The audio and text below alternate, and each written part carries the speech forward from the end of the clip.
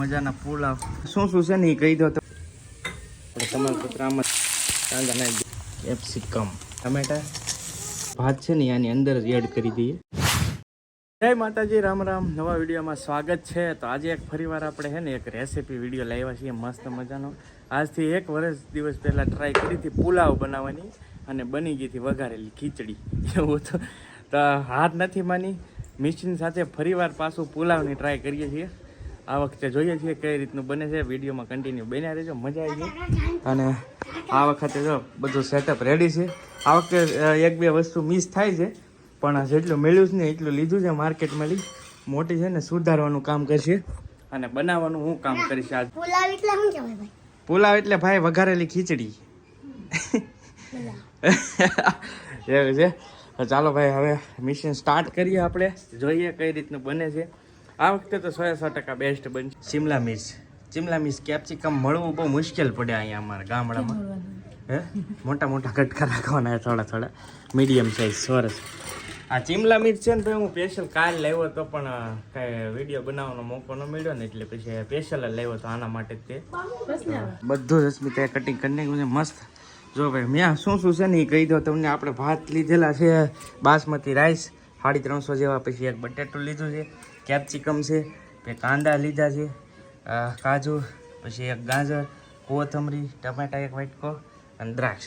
એટલી વસ્તુ છે આમાં. જો કે જેટલું નાખો ને એટલું ઓછું પડે કેમ કે આ ફુલાવર છે, કોબી છે, ઘણી બધી વસ્તુ આમાં ટૂંકમાં શાકભાજી ભળતા હોય છે.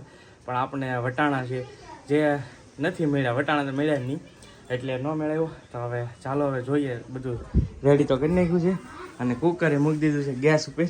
તો હવે ચોખા આપણે નાખી દઈએ. ભાઈ સૌ પ્રથમ આપણે બાસમતી રાઈસ છે ને એને નાખી દીધા છે બાફવા માટે. હવે જોઈએ છીએ કઈ રીતનું છે. અને મીડિયમ બાફવાના છે ભાઈ.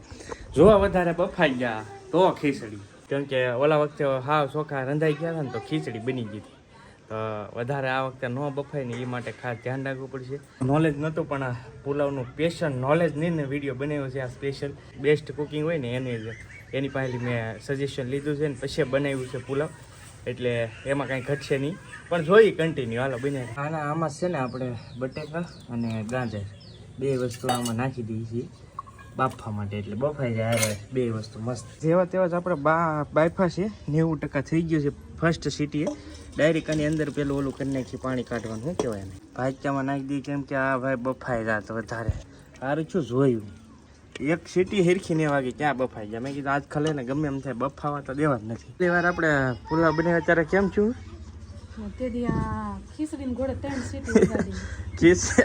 ત્રણ સીટી વગાડી ભાઈ ભાતમાં અમે પહેલી વાર. કેમ કે અધકચરા રાખવા પડે પુલાવમાં પણ 3 સીટી વગાડીને તો ભાત ખીચડી બની ગઈ એમ છે. આ પહેલી સીટી જ થી પહેલી જેવી તેવી જ વાગી ત્યાં ચેક કરી લીધું કેમ કે ઓલું ન થાય ને એ પ્રમાણે રેડી થઈ ગયા. અહીંયાથી કુકિંગ આપણ ખુદ થઈ ગયા છે કેમ કે મને આવડતું આપણું આખું બનાવવાનું છે ભાઈ મેન્યુ. તો સૌપ્રથમ તેલ આવી ગયું છે તો આપણે તેલમાં પહેલાં નાખીશું જીરું. ઓનલી ફોર જીરા નાખવાના છે ભાઈ, બીજું વઘાણી નથી નાખવાનું. એટલે તમાલપત્ર જીરું નાખ્યા પછી આપણે આ તમાલપત્ર લાવ્યા છીએ જેનાથી ટેસ્ટ બહુ સારો આવે. તો ટેસ્ટ માટે નાખ્યા છે આપણે તમાલપત્ર. આમાં જોકે જીરું તો હોય જ પણ બધું તમાલપત્ર આવી. ત્યાર પછી આપણે નાખીશું કાંદા સરસ કેમ કે પહેલાં કાંદાથી શરૂઆત કરી દઈએ. ઓ ભાઈ સાહેબ તેલ આવી ગયું છે વધારે, કાંદા નાખી દીધા પહેલાં. આ તો બહુ ઉડાડે છે. તેલ આવી ગયું છે વધારે. ગેસ ધીમો કરવો પડશે ભાઈ થોડો. કઈ બાજુ થાય ગેસ સ્લો કરી નાખો ભાઈ કેમ કે નહીંતર પછી બળી રહે તો વધારે પાછું ભાત તો માઇન બેસા તો આ બળી રહે પાછું. હવે ડુંગળી આપણે સડાવવા દઈએ મસ્ત. હવે આપણે નાખીશું કેપ્સિકમ મરચાં છે. આ શિમલા મિર્ચ કે નહીં છે તો શિમલા મિર્ચ એડ કરી દીધી છે. હવે આને ધીમે ધીમે સડવા દઈએ. ડુંગળી ને શિમલા મિર્ચ 2 બરાબર પાકી જાય ને પછી આગળની પ્રોસેસ કરવાની છે. ત્યાર પછી આપણે નાખીશું ટમેટા કેમ કે બધું સડી ગયું છે ને ટમેટા આવી જાય ને એટલે બળવા ન દેતા એ રીતનું. અને આ વખતે ભાઈ છે ને આમાં મેં ટ્રાય કરી છે તપેલામાં. શું કહેવાય બકડિયામાં બધો વઘાર માર્યો છે. વઘાર હવે મસ્ત સડવા દેવાનો છે આપણે. છે ને સાથે સાથે કાજુ છે ને છોકરા અડધા થઈ ગયા ફેમિલી. હવે સાથે સાથે કાજુ નાખી દીધી, કેમ કે કાજુ છે ને અરે તળાઈ જાય, થોડા શેકાઈ જાય અંદર, બધી ગ્રેવી પાકી નહીં આવે. કાજુ તો તરત છોકરા ખાઈ ગયા. બોલો હે પુલાવ. હા કેમ થાય? વેજ પુલાવ છે, મજા આવે છે ને? મજા આવે ને એટલે મસાલો નાખ્યો જ બધું ભાવે. કાજુ બદામ ને કાજુ નાખ્યા. ભાભી કહે છે મજા આવી છે. જોઈએ હવે કેવું બને. જોકે અત્યાર સુધીની પ્રોસેસ તો ઠીકઠાક હાલે છે, પણ ફાઇનલ રિઝલ્ટ ટેસ્ટ કેવો આવે ને એના ઉપર આધાર છે. પણ ટેસ્ટ તો છે ને ભાઈ સ્પેશિયલ આવડા સેન્ડવિચ રાઈસના સ્પેશિયલ મસાલો છે ને, આનાથી ટેસ્ટ આવી જાય. આમાં મોસ્ટ ઓફલી ઘણું ખરું હોય. બાકી તો ગરમી થઈ ગઈ છે ને, આવા વાતાવરણમાં છે ને મજા આવે ખાવાની. હતી અહીંયા તો આ બે ભારું વેફરું ખાય છે. એટલે પુલાવ બને છે એ મૂકી જો પાછું. હાલો